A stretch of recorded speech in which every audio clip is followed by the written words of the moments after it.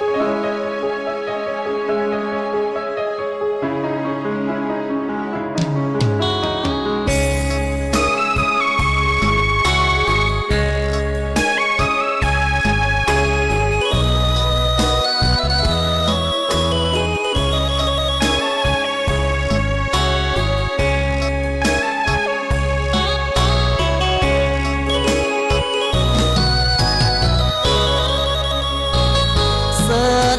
สินมาเสินเที่ยวแขวงอาตาปืองามดังสมคำสาลืออาตาปือขายคำเล่ไก่หากไปได้มาเป็นบุญตาบ่ยากจากไปมาเที่ยวดินแดนแคว้นใต้หากได้ไป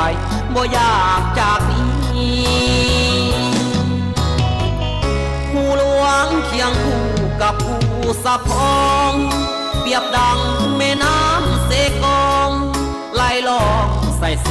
กามานเหมือนดังพวงโซนมีน้ำใจเก่งกล้าอาถรรพ์มาเบิ่งนำเสกามานเสื่อมสายสัมพันธ์กับน้ำเสกองอยู่ผู้สะพองยังมีห้อยตีนพระบาทผู้หลวงมีน้ำต้นตาขึ้นสื่อตัดพอกงามลายหากใครได้มายินตาดหญ้าน้ำเย็นสบายตัดน้ำป่าน้องฟ้างามลายแล้วก็ไปกราบย่าองค์แสนขอเชิญทุกท่านให้มาเที่ยวชมดินแดนมีความอุดมได้สมแล้วมีแห่งใจเสิร์นเด้อเสิร์นมาขายคำแหลกไก่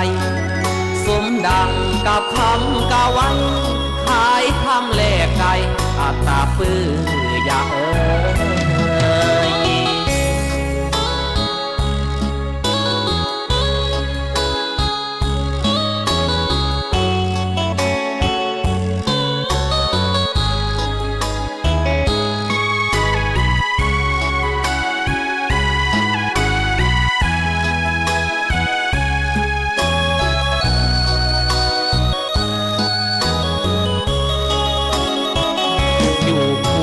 สะพอง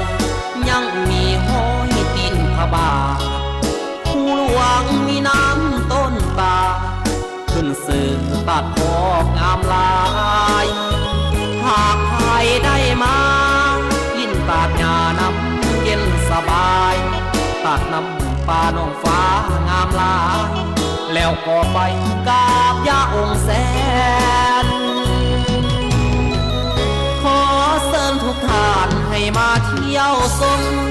ดินแดนมีความอุดมได้สมแล้วมีแห่งใจเสิร์นเด้อเสิร์นมาขายคำแหลกไก่